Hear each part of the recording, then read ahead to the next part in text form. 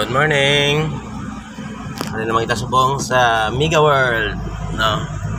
May mga pasayro kita, may mga kids nga gindulong diri.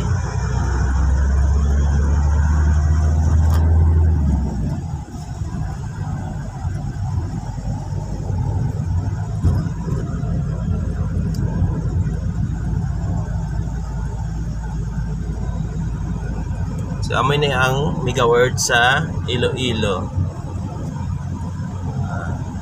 So gindrop ko anay sila sa dito ayon sa fountain sa mall. So balikan ko sila karon mga alas 4 sa hapon. So mangita ako talagang parkingan para i-park ko kag Palanyagahan. So video na lang muna tayo guys para makikita nyo rin yung Mega World. Ito yung mga tinatayo na structural sa Mega World sa Iloilo. Tuloy-tuloy po ito yung mga pagpatayo ng mga building kasi dito talaga yung ano nila to, yung target nila sa mga call center. Yun, yung mga call center. Yeah. Dati walang building dito yan, ngayon puno na oh. Yan, marami pa. So ikot tayo doon sa kabila para makita natin yung sa kabilang side naman. Lahat dito gawin nila to ano, call center. Doon naman doon kanina sa unahan, yun naman yung mga kondo, yun kondo. So dito tayo, kakaliwa tayo dito guys. Kakaliwa tayo dito.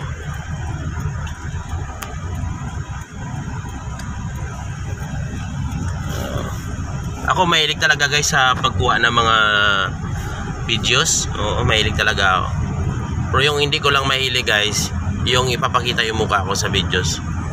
Kasi minsan nasisira yung mga gandang views dahil sa mukha ko. Kaya ito na lang guys yung gusto ko. Yung kumukuha lang ako ng views, yun. Yung gusto ko lang. Yung gusto ko yung iba yung makikita. Yung mga structural, mga natures, yun yung mga gusto ko. Dito pala yon ang likod ng Mega World. Yan, dito banda, mga kondo na yan dito. Yan. Hindi na yan dito mga 5-star hotel, hindi na yan. Mga condominium na po yan dito.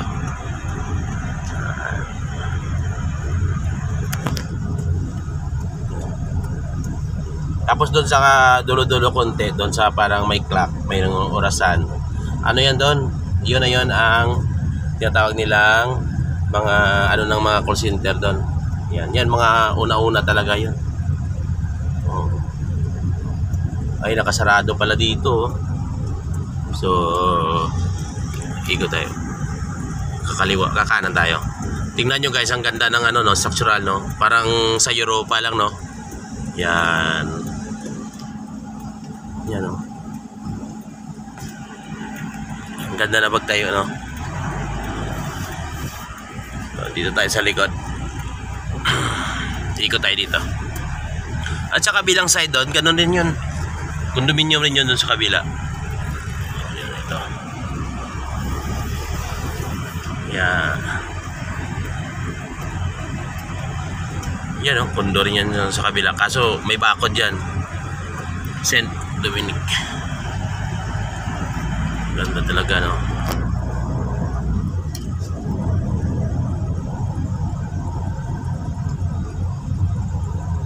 Huwag ka muna lumabas kaibigan, paunahin mo muna ako.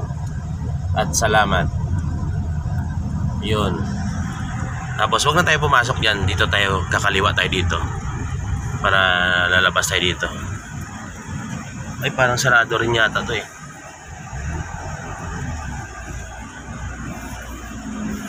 Yun o.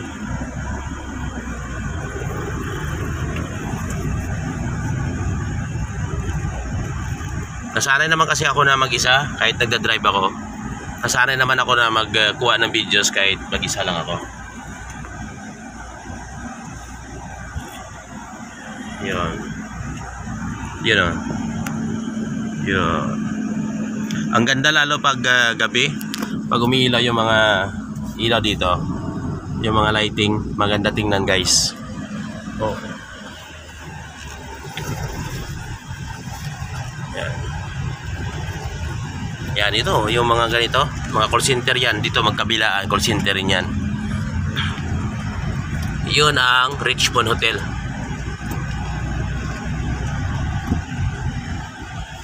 Dito tayo naman kasi naabutan tayo ng traffic light. Yun ang Richmond Hotel. Maganda kasi dito sa Mega World, and parang na-organize yung mga sakyan dito. Mayroong stoplight, mayroong mga pedestrian lane, may parking area. Yun. Tapos bawal dito yung mga parking guys sa sa tabi. Pero dito lang ang side binigyan nila ngayon kasi sobra-sobra yung mga empleyado dito. Kaya naglagay sila ng extra, pero may bayad ka dyan, 30 yata o 50. Yun. Wala, sa taas dun, punong-puno na rin yung parking dun eh. Yan ang ano nila, yung Steve Walk, Mega World. Yan. Diyan ko kanina binaba yung mga pasahero ko, mga estudyante, yung mga bata pa, yung mga kindergarten. Oh. Yun. So, yun naman guys, mga condominium yan. Yan, mga condo unit yan. Yan, mga condo yan. So, dito mo tayo guys, no? Emperador. Kapag gabi, mas maganda dyan gumala sa loob. Yung mga ipari dyan, ganda dyan kasi maraming mga pagkain na kahit anong gusto mo, marami dyan. Yan. Ngayon, naghanap lang kasi ako guys ng pwede maparkingan at makainan. Kasi dito sa Iloilo, uso na dito yung yung yung naglalagay ng lock sa gulong, yung mga tuwing, yun. Mahirap na madali tayo dyan. So guys, maraming salamat sa pagsubaybay ng videos ko. Thank you very much sa inyo. So hanggang dito muna yung video natin guys. Please subscribe, like, and share. Salamat!